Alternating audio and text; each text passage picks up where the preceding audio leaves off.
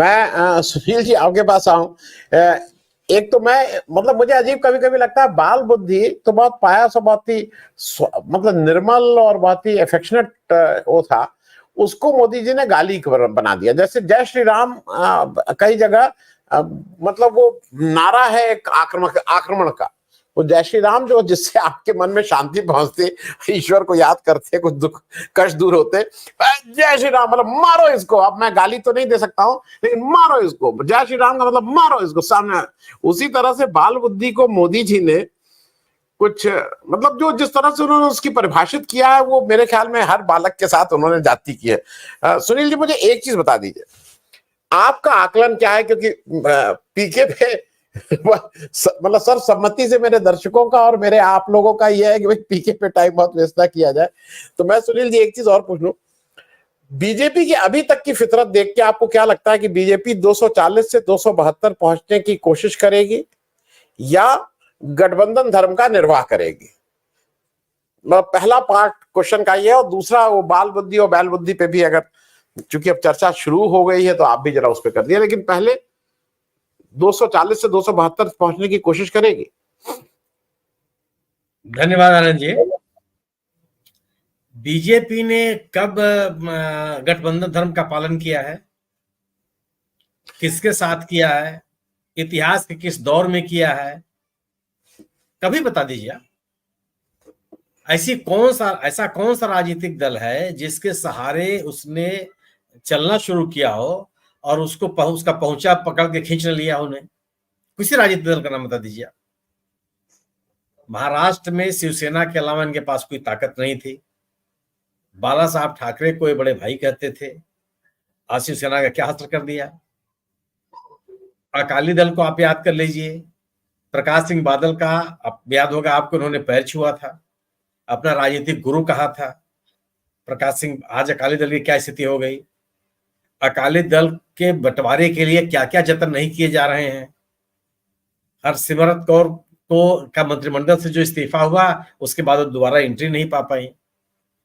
असम गण परिषद, अगर आपको याद हो या ना हो तो जनरल नॉलेज किताब में पढ़ लीजिएगा। गोवा गोमांतक पार्टी के बारे में आप पढ़ लीजिएगा कि क्या उसका हस्तर हुआ। किसी राजनीतिक दल का नाम बताइए जो आज सबसे बड़े करीबी हैं नीतीश कुमार, जिसकी बात हम लोग कर रहे हैं, आरसीपी सिंह के माध्यम से इनकी पार्टी को तोड़ने के लिए कौन से प्रयास नहीं किए गए। कुछ चीजें छुपी हुई नहीं है। और जो दल टूटे नहीं है उनको किस तरह से उनका उत्पीड़न किया गया या उनको निष्क्रिय कर दिया गया। अगर आप राजनीतिक दलों को काम नहीं करने देते हैं तो क्या है ये? तो गठबंधन धर्म का पालन कब बीजेपी ने किया? 272 का लक्ष्य नहीं पाना चाहेंगे, मुझको वैसे कोई वजह नहीं मानता। अब इनकी प्राथमिकता केवल है कि सरकार को चलाना, पार्टी को चलाना, उसके जनाधार को बचाए रखना, ये सेकेंडरी हो गया। क्योंकि इनको लग गया कि पार्टी तोड़ करके बाहर के लोगों को ला करके आप पार्टी का जनाधार नहीं बढ़ा सकते।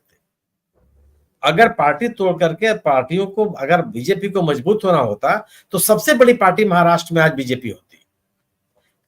शिवसेना के सबसे प्रखर नेता टूट करके चले गए बीजेपी में। कांग्रेस के बड़े बड़े पूर्व मुख्यमंत्री तक टूट के चले गए बीजेपी में। एनसीपी के जो नेक्स्ट इन कमांड हुआ करते थे अजीत दादा पवार, वो टूट के चले गए बीजेपी में। तो आज तो सबसे बड़ी पार्टी उसको होना चाहिए था, उसके सामने कोई चैलेंज ही नहीं किसी का था। लेकिन कहां से कहां चले गए आप? कौन पुरसहाल है आपका? पार्टियों को तोड़ करके आप अपनी पार्टी को मजबूत नहीं कर सकते, ये संभव ही नहीं है। आज तक कोई नहीं कर पाया और आप भी नहीं कर पाएंगे। तो 272 का आंकड़ा नहीं पाना चाहेंगे, मुझे इसका कोई वजह नहीं समझ में आता। लेकिन अभी ये 2025 का जो अगले साल बिहार का चुनाव है, मुझे लगता है कि अभी जनता दल यूनाइटेड पर हाथ नहीं डालेंगे।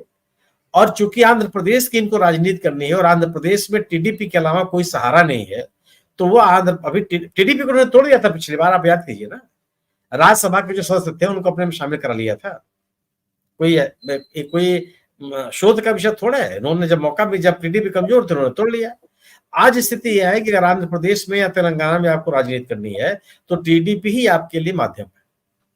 तो अभी उन पे संभवतः हाथ न डालें, लेकिन और इसके अलावा कोई बड़ी पार्टी है नहीं।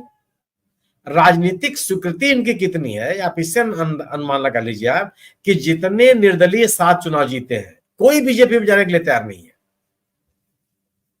कोई 7 के 7 में से कोई बीजेपी का नाम नहीं ले रहा है, जिसमें वो भी 2 शामिल हैं जो जेल में बंद है कि अगर बीजेपी का नाम ले लेंगे तो हो सकता है कि उनको राहत भी मिल जाए।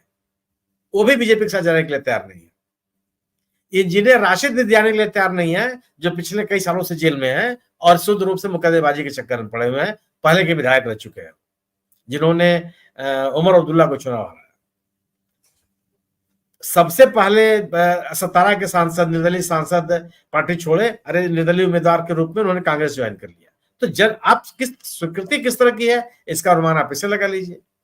पिछले 10 सालों तक मजबूती के साथ टिके रहे नवीन पटनायक साहब अब खुल के बोल रहे हैं कि नहीं, मैं विपक्षी भूमिका अदा करनी है, वो भी साथ खड़े होने के लिए तैयार नहीं है। देखिए, प्रशांत किशोर जी केवल और केवल बीजेपी के कहने पे काम कर रहे हैं। वजह क्या है कि आप जो इसकी वजह मैं ये मानता हूं कि आज राजनीति के 2 केंद्र हैं, कांग्रेस और बीजेपी। अगर आपके पास अकेले ताकत है कि आप कांग्रेस से लड़ लें, या आपके पास अकेली ताकत है कि आप बीजेपी से लड़ लें, बात समझ में आती है। और अगर सभी राजनीतिक दल बीजेपी के खिलाफ एक मोर्चा बनाए हुए हैं, तो विकल्प आपके पास 2 है। या तो आप गैर बीजेपी मोर्चे के साथ चले जाइए, गठबंधन के साथ चले जाइए, या आप बीजेपी के साथ चले जाइए। अकेले तो किसी भी राजनीतिक दल की इतनी ताकत नहीं रहेगा, ये किसी भी राज्य में, जो इन दोनों राजनीतिक दलों से अलग होकर के राजनीति कर ले। गठबंधन आपको करना पड़ेगा, चाहे आप कांग्रेस के साथ जाइए और चाहे बीजेपी के साथ जाइए। जिस किसी ने भी गठबंधन नहीं किया, अपने मतदाताओं के अनुकूल, अपने समर्थकों के अनुकूल, अपने राजनीतिक आंदोलन के अनुकूल, वो खत्म हो गया। मायावती जी किसी के साथ नहीं है, लेकिन वो दिखती हैं, और उनका मतदाता बीजेपी के साथ नहीं है। उनका मतदाता आक्रामक हिंदुत्व का समर्थक नहीं है।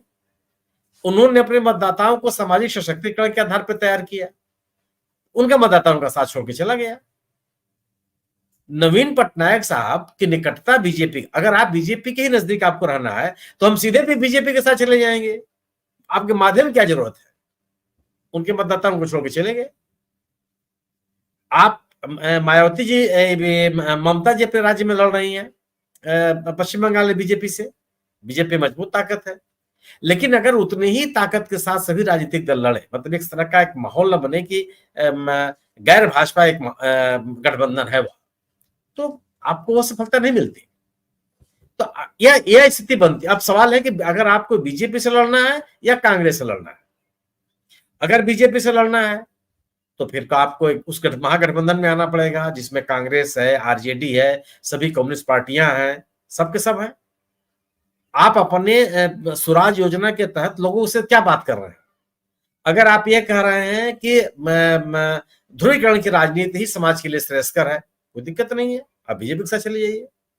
और अगर आप लोगों को स्वराज की परिभाषा समझा रहे हैं, अगर आप लोगों को लोकतंत्र की परिभाषा समझा रहे हैं, अगर आप लोगों को सामाजिक सशक्तिकरण की बात समझा रहे हैं, तो जिस तरह का माहौल आप बना रहे हैं, आप उस खेमे के साथ जाना पड़ेगा। अगर आप उस खेमे के साथ नहीं जाते तो आप उस पार्टी के लिए बैटिंग कर रहे हैं जिसके खिलाफ होने का आप भ्रम फैला रहे हैं, जबकि वास्तविकता ही नहीं है। तेजस्वी पे हमला क्यों कर रहे हैं भैया? और आपके हमले को सुनेगा कौन? सवाल है कि आप किसी के खिलाफ हमला कीजिए, कुछ भी बोलते रहिए। आप फुटबॉल से क्रिकेट नहीं खेल सकते हैं ना। क्रिकेट खेलने के लिए आपको क्रिकेट का ही बाल उपयोग करना पड़ेगा, और क्रिकेट के बाद से आप फुटबॉल नहीं खेल सकते हैं।